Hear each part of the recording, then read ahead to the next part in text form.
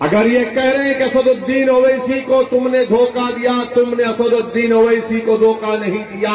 तुमने कोचा दामन के गरीबों और मजलूमों, नौजवानों को और मां और बहनों के पीठ में तुमने खंजर घोंपा है और कभी भी यहां की आवाम तुमको माफ नहीं करेगी।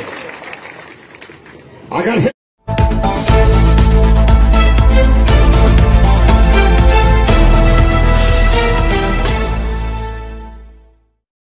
तो आज आओ, इस्तीफा दो, आज इस्तीफा दो।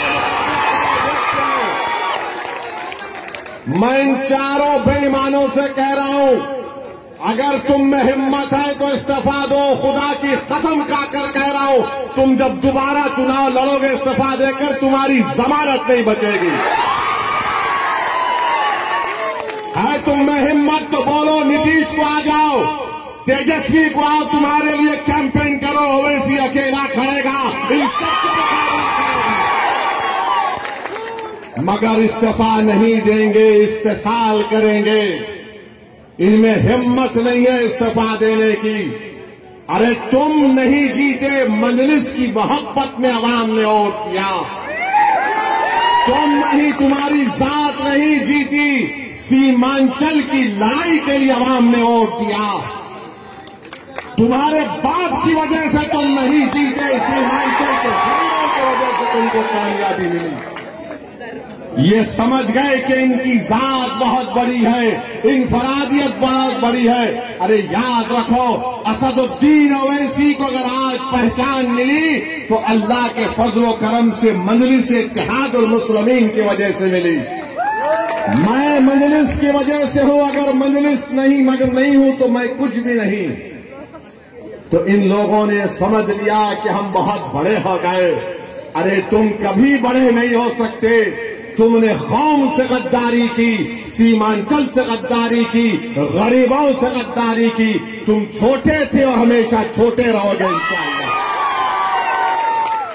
मेरे अजीज दोस्तों और बुजुर्गों, ये चार के चार जब निकलकर लालू के घर पर गए तो किसी ने मुझे तस्वीर भिजाई थी कि ये चार के पैर में चप्पल नहीं है, नंगे पैर बैठे हैं। चार के पैरों में चप्पल नहीं है, नंगे पैर बैठे, और लालू उसकी औलाद के पैर में चप्पल है। ये तुम्हारी इज्जत है। अरे हम तो तुमको अपने कंधे पर बिठाया था। सीमांचल की जनता ने, सीमांचल की जनता ने तुमको अपनी आंखों का नूर बनाया था, अपनी पहचान बनाया था, मगर तुमको इज्जत रास नहीं आई। तुम चले गए, उसके पैरों में चले गए, तुम लालू के परिवार के। यहां पर महागठबंधन ने सीमांचल में जनसभा की तो इसी कोचा दामन के मौसूफ ने आखिरी सफ पे उनको बिठा दिए और फोटो डाल रहे कि मैं बैठा हूं। अरे बेशर्मो, कभी तो अपनी इज्जत का तो ख्याल कर लेते। तुमको अल्लाह इज्जत दे रहा था, तुमको इज्जत रास नहीं आई। मगर मेरे अजीज दोस्तों और बुजुर्गों, सीमांचल किसने कहना शुरू किया? क्या राजद ने कहा सीमांचल?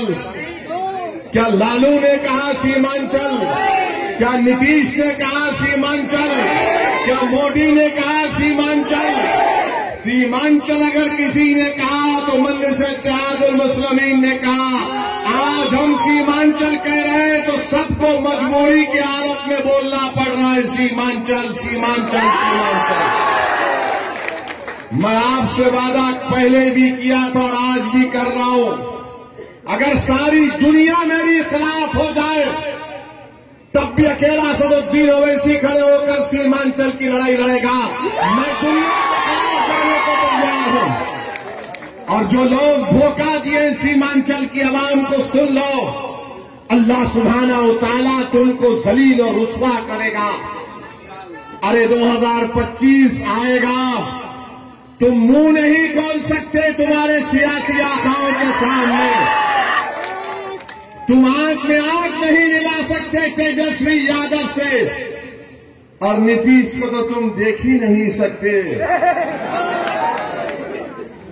आज बताइए इनकी क्या अहमियत है। ये मीर जाफर और मीर सादिक की तारीख को उन्होंने दोहराया है। जिसने टीपू सुल्तान को, सिराजुद्दौला को धोखा दिया, ये इन्हीं लोगों के जानशीन है।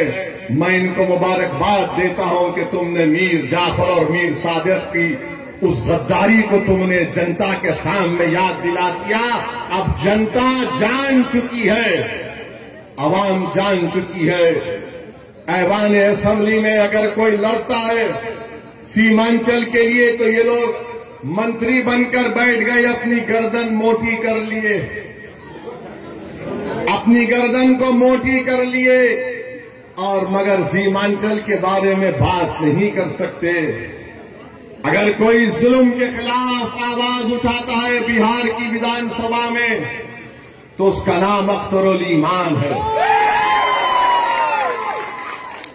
अख्तरुल ईमान अकेला है, मगर मुझे यकीन है कि कोचा दामन में एक ही शेर काफी इनकी दौड़ के।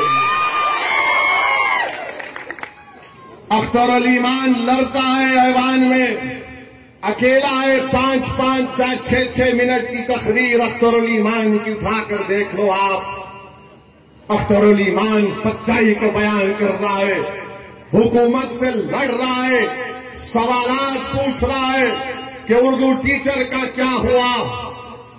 जब वो मासूम 8 साल के बच्चे को सीवान में पकड़कर जेल में डाल दिया गया, उसके गले में रस्सी थी, उस बच्चे का नाम रिजवान, 8 साल का बच्चा।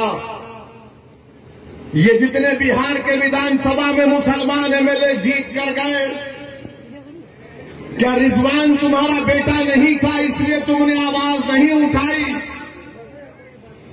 8 साल का रिजवान गले में रस्सी डालकर 1 हफ्ता वो अपनी मां से दूर रहा। उसकी मां पुकार पुकार कर कह रही है कि मेरा बच्चा बच्चा है। वो 16-17 साल का नहीं है। मगर बिहार में क्या बीजेपी की सरकार थी या गठबंधन की सरकार थी जो गुंगी बनकर बैठी हुई थी? रिजवान की मां पुलिस स्टेशन के आगे 8 दिन तक अपने लखते जिगर के लिए तड़पती रही कि मेरा बेटा अंदर है, मैं कैसे बाहर जिंदा रह सकती हूं। ये इंसाफ महागठबंधन का। 8 दिन तक एक मां अपने 8 साल के बच्चे को तड़पती रही। किसने रिजवान के खिलाफ आवाज उठाई? किसने रिजवान की तकलीफ को अपने बेटे की तकलीफ की तरह महसूस किया? किसने उस तड़पती हुई मां के आंसुओं को समझा? वो मजलिस इत्तेहादुल मुस्लिमीन और असदुद्दीन ओवैसी अख्तरुल ईमान थे जिन्होंने रिजवान के लिए आवाज उठाई। ये महागठबंधन के लोग क्यों नहीं बोले रिजवान के बारे में? अरे तुम बोलो ना रिजवान के बारे में, तुमने क्यों नहीं बोला? बोलो, इल्जाम लगाने वाले हम पर, रिजवान पर नहीं बोले। वैशाली में गुलनार नाम की एक बच्ची, वैशाली में गुलनाज एक बच्ची का नाम था, उसको जला दिया गया। क्या गुलनाज के खिलाफ महागठबंधन का कौन सा मंत्री बोला? ये कोचा दामन का बेईमान जो भाग कर तेजस्वी के पैरों में, क्या गुलनाज पर बोल नहीं सकते थे? नहीं बोलेंगे। अख्तरुल ईमान वैशाली को गए, गुलनाज के बारे में बोला, ये कुछ नहीं बोल सके। फिर मॉब लिंचिंग हुई गाया में, छपरा में, समस्तीपुर में, ये नहीं बोल सकते। मॉब लिंचिंग हुई मुसलमानों की, ये नहीं बोल सकते। किसके खिलाफ बोल सकते हैं ये तमाम बेईमान लोग? मालूम आपको किसके खिलाफ इनकी जबान चलती है? गुलनाज पर नहीं बोलेंगे, रिजवान पर नहीं बोलेंगे, बेगूसराय समस्तीपुर के मॉब लिंचिंग पर नहीं बोलेंगे। किसके खिलाफ बोलेंगे? ओवैसी के खिलाफ बोलेंगे। ये बी टीम है, वो फुला टीम है, ये उससे मिला हुआ है। अरे बेईमानों, तुम बुज़दिल हो, तुम मौत से डरने वाले हो, मैं मौत को अपनाने वाला हूं। तुम मेरे खिलाफ बोल सकते मगर तुम्हारी जबानें गूंगी क्यों पड़ गई? तुम रिजवान के बारे में नहीं बोले, गुलनाज के बारे में नहीं बोले, ये मॉब लिंचिंग के बारे में नहीं बोले, मगर इनकी जबान चलती है क्योंकि इनके जो सरों पर जो आका इनका बैठा है, इनका जो मालिक बैठा है, जो इनको पैसे देकर इनके ईमान को खरीद चुका है, जिनकी आंखों के सामने वो कठपुतली है, वो लगे बोलो इसी के ऊपर फौरन बोल